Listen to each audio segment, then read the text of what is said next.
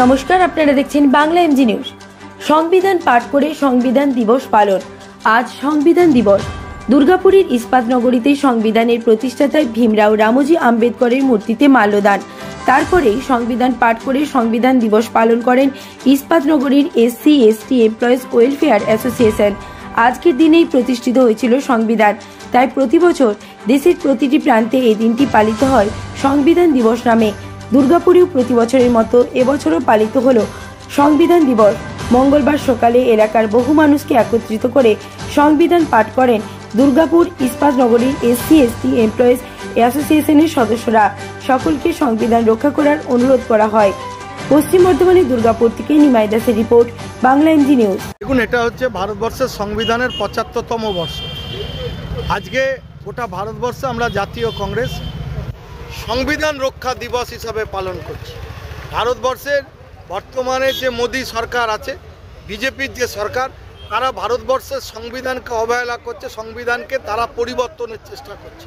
ভারতবর্ষের সাংবিধানিক যে কাঠামোগুলো আছে সেগুলোকে ধ্বংসের চেষ্টা করছে। তার বিরুদ্ধে আমাদের এই প্রতিবাদ, এবং আমরা আজ থেকে আগামী 60 দিন 26শে জানুয়ারি পর্যন্ত আমরা 2 মাস ব্যাপী এই সংবিধান রক্ষা অভিযান চালু করব।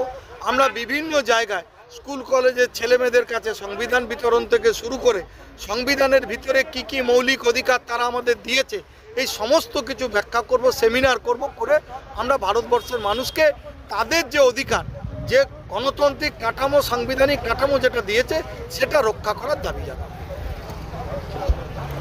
আজকে সকালে এখানে আমাদের প্রথমেই পুষ্পার্ঘ্য দিয়ে আমরা শ্রদ্ধা জানিয়েছি আমাদের শ্রদ্ধেয় সংবিধানের যিনি রচয়িতা, যিনি প্রধান মুখ্য ভূমিকা নিয়েছিলেন বাবা সাহেব ভীমরাও আম্বেদকর। তারপরে এখানে আমরা আমাদের আইনজীবী সেলের থেকে সংবিধান পাঠ হয়েছে, এবং সংবিধানের যে ধারাগুলো রয়েছে সেগুলোকে নিয়ে আমরা মানুষের কাছে বলছি, এবং তারপরে শ্রদ্ধা নিবেদন হয়েছে আম্বেদকরজির কাছে। দেবেশ চক্রবর্তী, জেলা কংগ্রেস সভাপতি, AICC সদস্য। বদলানো যাবে না, সংবিধানকে সংশোধন করা যাবে, কিন্তু মূল কাঠামো যেটা আছে সেটা তাই থাকবে। এবং উনি একটা স্তম্ভের মধ্যে দাঁড়িয়েছে, গণতান্ত্রিক অধিকারের মধ্যে দাঁড়িয়েছে। গণতন্ত্রের যে অধিকারগুলি সুস্পষ্ট। আজকে একটা শপথ নেই যে ভারতের সংবিধান রক্ষা করার জন্য দরকার হলে ভারতের স্বাধীনতা যুদ্ধে যেমন শহীদ হয়েছিল হাজার হাজার ভারতীয় শহীদ, জনগণকে বঞ্চিত হতে দেবো না। আমরা ভারতীয় সংবিধান রক্ষায় ভারতের জনগণের স্বার্থে ভারতকে ভেঙে দেবো, এই সরকারকে ছিন্ন ভিন্ন করে দেবো, এই সরকারকে নদীর জলে ভাসিয়ে দেবো, এই সরকারের জন্য কোনো ক্ষমতা না থাকে। যে চেষ্টা চলছে, এই চেষ্টা আমাদের প্রতিহত করা দরকার। ভারতবাসীর কাছে আমার একটাই অনুরোধ, আমরা যারা এখানে আছি আমাদের কাছে আমার একটাই অনুরোধ আপনাদের কাছে, আমরা যে শর্তে, যে রক্ত দিয়ে, যে আমি ওনাদেরকে অনুরোধ করব এখানে এসে আপনারা ভারতবর্ষের সংবিধানের তাৎপর্য এবং যতটা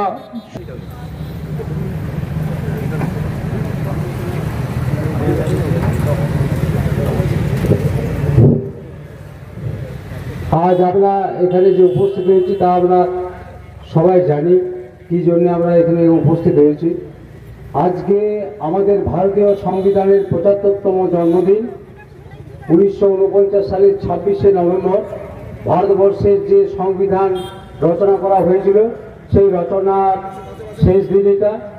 আমরা বাবা সাহেব ভীমরাও আম্বেদকরের নেতৃত্বে যে সংবিধান রচনা করা হয়েছিল, অ্যাকচুয়ালি সংবিধানটা কি এটাও আমাদের জানা দরকার। সংবিধানটা হচ্ছে একটা সমগ্র দেশ, সমগ্র জাতিকে পরিচালনা করার জন্য কিছু নিয়মবিধি। সেই নিয়মবিধির অর্থ এই নয় যে সারা দেশের জনগণকে একটা জেলখানার মধ্যে ভরে দিয়ে শাসন ব্যবস্থা চালানো। এটা কিন্তু সংবিধানে লেখা নেই, এবং কোনো দেশের সংবিধানে লেখা থাকে না। যে দেশের একনায়কতন্ত্র থাকে সে দেশে কোনো সংবিধান থাকে না। আমাদের ভারতবর্ষ গণতান্ত্রিক দেশ। আমাদের ভারতবর্ষের সংবিধান রচনা করা হয়েছিল গণতন্ত্রের ভিত্তিতে, এবং সেই ভিত্তি বজায় রেখে আমাদের দুটো ধারণাকে, দুটো স্তবককে যারা ভেঙে দিতে চেয়েছিল, সংবিধানের ভাঙার যে সূত্রপাত করতে চেয়েছিল, যেমন ধর্মনিরপেক্ষতা এবং সমাজতান্ত্রিক যে এই দুটো শব্দকে তুলে দিতে চেয়েছিল। বিজেপির প্রাক্তন সাংসদ সুব্রমণিয়ান স্বামী প্রস্তাবনা অন্তর্ভুক্ত করেছিলেন। অতএব ভারতের যে সংবিধানের মূল গঠন, যে ধর্মনিরপেক্ষতা এবং সমাজতান্ত্রিক